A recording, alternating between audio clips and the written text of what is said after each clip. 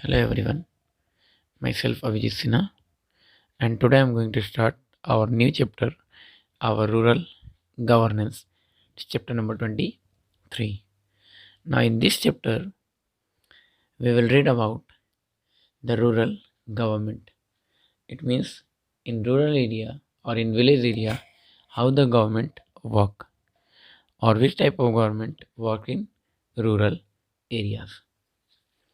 So, dear student, इस video को ध्यान से देखोगे और किसी भी तरह से वीडियो को स्किप करके फॉरवर्ड करके देखोगे तो हो सकता है बीच का जो इम्पोर्टेंट पॉइंट है वो मिस हो जाए। So please see the video very carefully, and if you see the video then all the questions and answers are very easy for you. So let's start our chapter. In this chapter, a story is discussed about Panch Parmeshwar, which was written by Munshi Premchand. So let's start the topic. You must have read the story titled Panch Parmeshwar. What is Panch? It is member of the village, and Parmeshwar, it is God. It means all the decision taken by the member of the village or the Gram Panchayat or the Panchayat Samiti, it is supreme. It is written by Munshi Premchand. In this story, Algu Chaudhary and Juman Sheikh, there are two people, Algu Chaudhary and Juman Sheikh, and they were first friends who lived in a village. They strongly supported each other in every matter. ये दोनों एक दूसरे को strongly support करते थे in any matter or in anywhere. Once it so happened that Juman Sheikh had some land dispute with his Masi or aunt, it maternal aunt, it's Mausi. Mausi took the matter to the village panchayat to seek justice. Mausi want justice against Juman Sheikh, and a land dispute between Juman Sheikh and his Masi. Since Algu Chaudhary was a sarpanch at that time, उस समय अलगू चौधरी जो था वो सरपंच था. Obvious Algu Chaudhary sarpanch था. जुमन शेख उसका friend था. जो जुमन शेख को क्या लगना चाहिए था, जुमन शेख को ऐसा फील हो रहा था कि ये केस जो है वो जुमन शेख ही जीतेगा. Juman Sheikh was sure that the decision would definitely be given in his favor. After hearing both the sides, the consulting other members, Algu Chaudhary, the Sarpanch, ordered Juman Sheikh to return Mausi's land and pay her the compensation also. Juman Sheikh उस वक्त सरपंच था, मुखिया कह सकते हैं, या फिर पंच का head of the member of the village panchayat. He ordered Juman Sheikh to return Mausi's land and pay her the compensation amount also. The decision was unexpected for Juman. Juman के लिए ये डिसीजन अनएक्सपेक्टेड था. जुमन इस चीज़ को एक्सपेक्ट बिल्कुल नहीं किया था. It annoyed him so much that he decided to take revenge. इससे वो काफ़ी annoyed था, disappointed था और वो इसका बदला लेना चाहता था. After some time, Algu Chaudhary got involved in a dispute with someone in the village. कुछ समय बाद अलगू चौधरी किसी के साथ किसी डिस्प्यूट में इंगेज हो जाता है, and the matter was taken to the panchayat, और ये मैटर पंचायत तक जाता है. And this is coincident that by chance Jumman Shaikh was acting as a sarpanch this time. और मैटर फिर से अगेन जो स्टोरी था वो वही. इस बार जुमन शेख जो था वो सरपंच था और केस अलगू चौधरी का था. He thought it to be a golden opportunity to take revenge. और इस वक्त सरपंच को जुमन शेख को ऐसा लग रहा था कि ये रिवेंज लेने का, बदला लेने का सही मौका है. On the final day, after hearing both the parties, the sarpanch had to take a decision as a sarpanch. Jumman Shaikh एक सरपंच होने के नाते डिसीजन क्या लेता है, rose above his self enmity से ऊपर उठकर, मतलब खुद के बदला लेने के जो पॉइंट ऑफ व्यू था उसका, उससे ऊपर उठकर क्या डिसीजन लेता है, that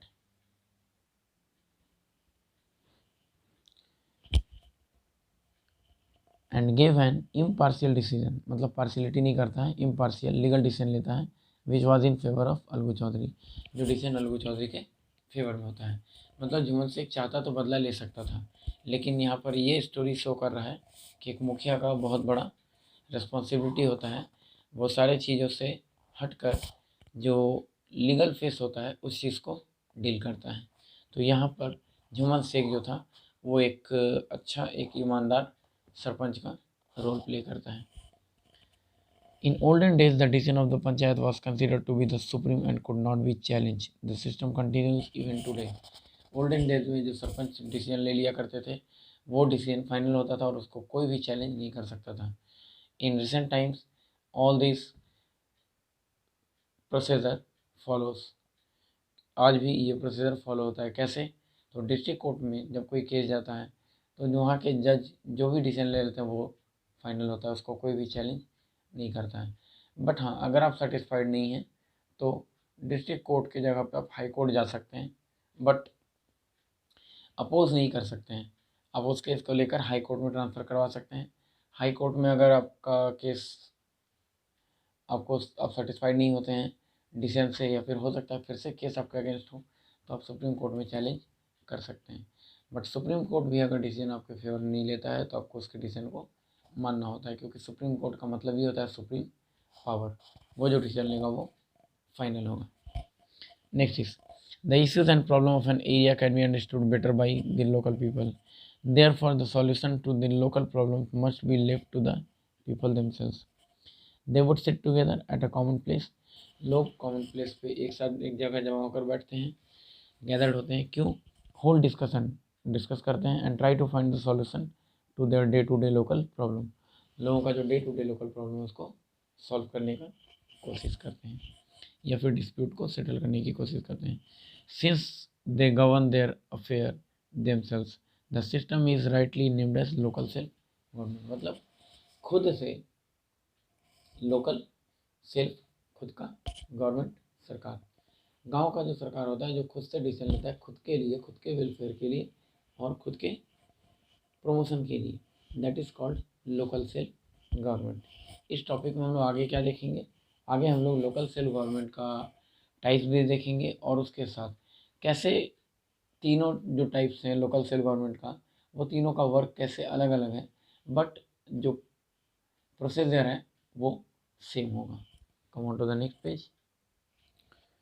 in India there is a self governing body. India में सेल्फ गवर्निंग बॉडी है जो खुद से गवर्न कर सकता है। कहाँ? विलेज वाले एरिया में। इन एवरी विलेज और city to help and assist the people to meet their community needs, जो कि पीपल को हेल्प करता है उसके कम्युनिटी नीड्स को पूरा करने के लिए। This self governing bodies consist of elected representative to the people. वहाँ पे कुछ इलेक्टेड रिप्रेजेंटेटिव होते हैं लोगों के लिए काम करने के लिए इन सेल्फ गवर्निंग बॉडीज़ में। The system gives an opportunity to the people to develop self-reliance, initiative, power of decision making and participation in the democratic process of the government. यहाँ पे लोगों को ये अपॉर्चुनिटी मिलता है कि वो खुद से खुद के बेस पे रिप्रेजेंटेटिव को इलेक्ट कर सकें और खुद का डिसीजन खुद के वेलफेयर के लिए खुद से निर्णय ले सकें, डिसीजन ले सकें। The system also lessons the burden, licence means less करना, LESS लेस से लेसेंस बना है। The system also licence the burden of the state government. ये स्टेट गवर्नमेंट के बर्डन को भी कम करता है। कैसे? स्टेट गवर्नमेंट के ऊपर अगर कोई बर्डन है कि ये केस सॉल्व करना है या फिर इस डिस्प्यूट को सॉल्व करना है, कॉन्फ्लिक्ट को, तो वो कॉन्फ्लिक्ट ईजी वे में या वो डिस्कशन ईजी वे में लोकल स्टेट गवर्नमेंट में ही सॉल्व कर लिया जाता है, उसको सरकार तक पहुँचने नहीं दिया जाता है। तो इससे सरकार का बर्डन जो होगा वो कम होगा। Next is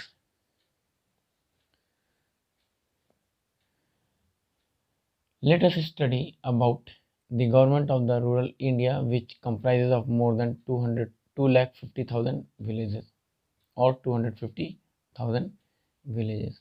self governing bodies in rural areas, मतलब रूरल एरियाज को कंडक्ट करने के लिए, रूरल एरियाज को इनहेंस करने के लिए, उनको प्रमोट करने के लिए, रूरल एरियाज के वेलफेयर के लिए, जिसमें कि लगभग 250,000 विलेजेस हैं इंडिया में, उनके वेलफेयर के लिए इस तरह का लोकल गवर्निंग बॉडीज़ को तैयार किया जाता है। Do you know the gram panchayat is the oldest system of local self government in India. India में आज हम लोग लोकल सेल्फ गवर्नमेंट को जिस नाम से जान रहे हैं वो ओल्डन टाइम का ग्राम पंचायत है। The word panchayat means assembly of 5। It means assembly of 5 means 5 लोगों का असेंबली, मतलब कहने को था कि 5, बट 5 जो होते थे वो मेन मेंबर हुआ करते थे। Assembly of 5। It is there since Vedic age, जो कि वैदिक एज से चला आ रहा है। Next is self governing bodies in rural areas. In rural areas, there are 3 levels of the local self-governing bodies. That is Gram Panchayat, village level, Block Samiti or Panchayat Samiti at block level, and जिला परिषद और जिला panchayat at the district level. सबसे छोटा जो unit होता है वो विलेज होता है। कुछ विलेज को मिलाकर ब्लॉक बनता है और इसी तरह के बहुत सारे ब्लॉक को मिलाकर एक डिस्ट्रिक्ट तैयार किया जाता है। And all these are on the basis of population level. This 3 tier system is called panchayat raj system. इसी सेल्फ गवर्निंग बॉडीज़ को, लोकल सेल्फ गवर्निंग बॉडीज़ को पंचायती राज सिस्टम भी कहते हैं। तो first one is gram panchayat. There is a gram panchayat in every village. हर गांव में ग्राम पंचायत होता है। In case of very small villages, अगर गांव बहुत ज़्यादा छोटा है, देयर इज़ अ कॉमन और कंबाइंड पंचायत फॉर 2 और 3 विलेजेस। 2 या 3 विलेजेस को मिलाकर एक पंचायत बना दिया जाता है। The number of members varies according to the population of the village. जो ग्राम पंचायत के मेंबर होंगे उनका नंबर वेरी करता है according to the population of the villages. Next is the number of the panch is always an odd number like 5, 7, 9, 11 and 13। जो पंच का number होता है, मेंबर का नंबर, वो ऑड में होगा। 3, 5, 7, 9, 11, 13, 15, 17 जो भी है। The member of a gram panchayat who also are called पंच, ग्राम पंचायत के मेंबर को पंच भी कहते हैं, are directly elected for a fixed term of 5 year, जो कि 5 साल के लिए चुने जाते हैं by the member of ग्राम सभा, ग्राम सभा के मेंबर के द्वारा। The next is ग्राम सभा। The ग्राम सभा is the general body of the village.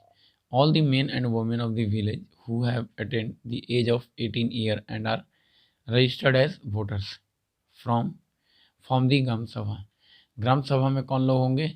जो ग्राम पंचायत के पंच को या फिर मेंबर्स को चुनेंगे। तो वैसे लोग जो 18 ईयर के हो चुके हैं या फिर 18 ईयर से उनका ज़्यादा हो रहा है, who attain age of 18 year and above. Gram sabha not only elect the member of gram panchayat. Gram sabha सिर्फ ग्राम पंचायत के मेंबर को ही नहीं, बट ऑल्सो इलेक्टेड प्रधान और दी हेडमैन। ग्राम पंचायत के हेडमैन को, प्रधान को भी इलेक्ट करते हैं। And who is known as pradhan or the headman. Come on to the next page number 192। Pradhan is also known as sarpanch or mukhiya. In the absence of pradhan, pradhan अगर नहीं होगा, ऑब्वियस प्रधान अगर नहीं होगा तो प्रधान काम करेगा या उप सरपंच या फिर उप मुखिया जो होगा वो काम करेगा। Take over the responsibilities of the pradhan, जो कि प्रधान का रिस्पॉन्सिबिलिटीज लेने के लिए तैयार होता है या फिर रिस्पॉन्सिबिलिटीज ले सकता है। He is also elected by the gram sabha. ये भी ग्राम सभा के द्वारा इलेक्टेड होगा। मतलब ग्राम सभा के द्वारा कौन कौन इलेक्ट होगा? तो ग्राम पंचायत के मेंबर्स, ग्राम पंचायत का headman, it means pradhan, pradhan का असिस्टेंट्स मतलब उप pradhan. Next is these are he is also elected by the gram sabha. Gram sabha hold its meeting at least twice a year. साल में 2 बार ग्राम सभा का मीटिंग होता है। It take important decision about the welfare and the development of the village, जो कि village के welfare के लिए, उसके डेवलपमेंट के लिए इंपॉर्टेंट डिसीजन लेता है। These are later implemented by the gram panchayat. बाद में आगे चलकर ग्राम पंचायत के द्वारा इसको इम्प्लीमेंट कर दिया जाता है, उसके वेलफेयर एंड डेवलपमेंट के लिए जो भी मीटिंग है उसको। Gram sabha also approves the annual budget of the gram panchayat. Gram sabha gram panchayat के एनुअल बजट को भी अप्रूव करता है। इनफैक्ट ग्राम सभा is the best example of direct democracy in India. इस तरह से हम कह सकते हैं कि ग्राम सभा जो है वो एक्चुअल डेमोक्रेसी या फिर रियल डेमोक्रेसी का एक एग्जाम्पल है। कैसे? तो लोगों को अधिकार दिया गया है कि वो हेडमैन को चुन सकते हैं, वाइस सरपंच या फिर उप मुखिया को चुन सकते हैं, उप प्रधानों को चुन सकते हैं। उसके साथ साथ ग्राम पंचायत के मेंबर को भी इलेक्ट कर सकते हैं। In every village panchayat there is one panchayat secretary to assist and help the elected member in the administrative work. Panchayat secretary जो होता है, in every village panchayat there is one panchayat secretary, एक पंचायत सेक्रेटरी होगा, to assist and help the elected member in the administrative work. जो administrative work में member elect होंगे उनको help provide करेगा, such as maintaining the account of income और expenditure and preparing report of the meeting. She or he is a permanent government employee. जो panchayat secretary होगा वो permanent government employ होगा, जो कि मीटिंग को लीड्स करेगा, एक्सपेंडिचर एंड प्रिपेयरिंग रिपोर्ट तैयार करेगा। There is a reservation of seats for scheduled castes, scheduled tribes and 50% seats are reserved for women। क्यों सीट रिजर्व किया जाता है शेड्यूल कास्ट के लिए, शेड्यूल ट्राइब्स के लिए एंड 50% वुमेन्स के लिए, ताकि इनके स्टेटस को बेटर किया जा सके।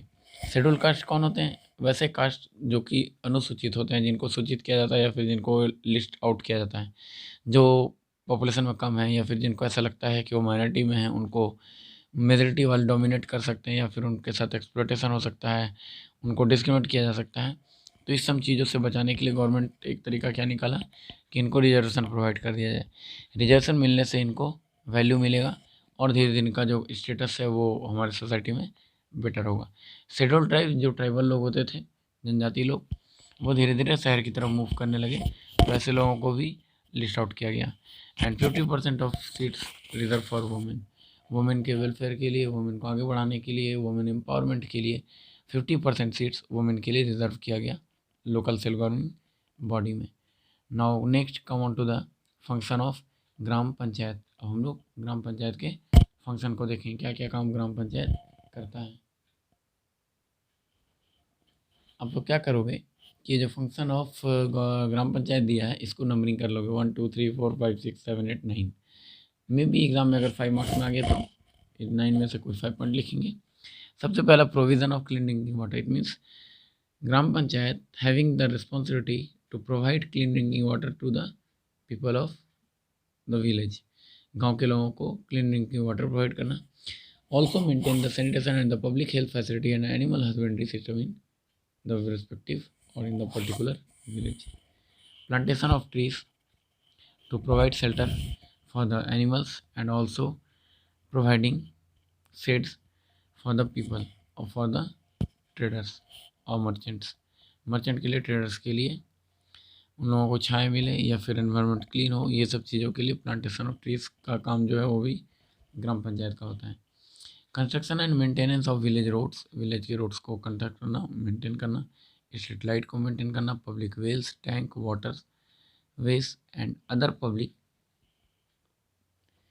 Places in the village.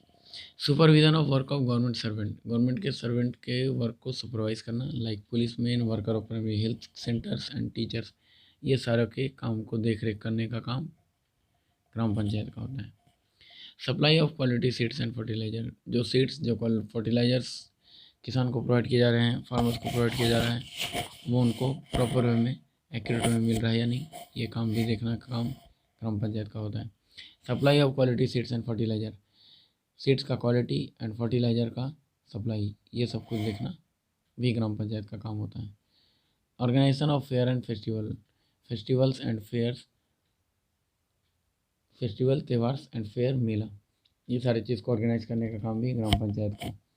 Keeping record of birth and dates. Birth and dates का रिकॉर्ड रखना, ये भी ग्राम पंचायत का काम होता है।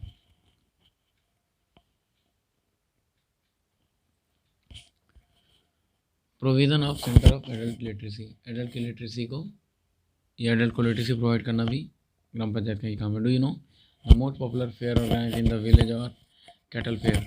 सबसे जो बड़ा मेला लगता है वो किस चीज़ का होता है? तो कैटल फेयर होता है, जानवरों का जो मेला लगता है वो। And the cattle fair held at Pushkar in Rajasthan is one of the most famous fair in India. और जो सबसे फेमस एनुअल फेयर का हम लोग जब नाम लेते हैं तो वो पुष्कर का नाम आता है, जो कि राजस्थान में है।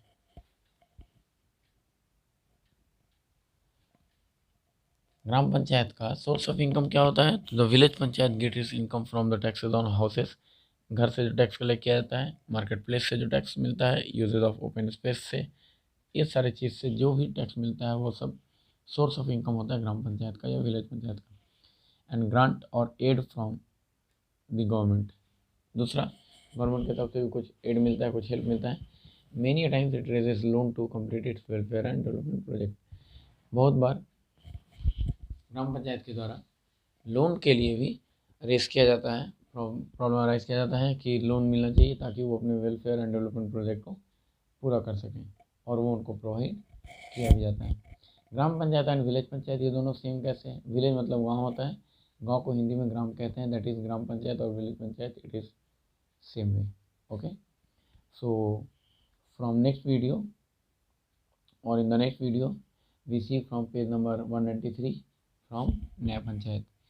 तो इसमें जहाँ भी आप लोगों को समझ में ना आया हो, फिर से वीडियो को ध्यान से देखोगे और आराम से बुक पे अगर कहीं मार्क करना है तो वो साथ साथ में आप मार्क करते चले जाओगे।